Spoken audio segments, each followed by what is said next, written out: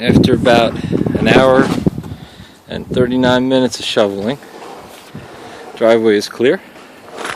Got a fair deal of snow. Heart rate is, I can't read it, but let's see, 122, so that's good. Last time this year when it snowed, it felt like I was going to have a heart attack shoveling the snow. This time I did it, I couldn't even go fast enough to get a good workout. It's a little messy, but there's a lot of shade back here, nowhere to put the snow. I actually had to wheelbarrow the snow all the way over there with a wheelbarrow that it stuck to that had concrete in it.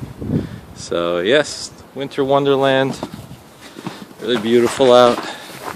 Say hi to me, my silly hat.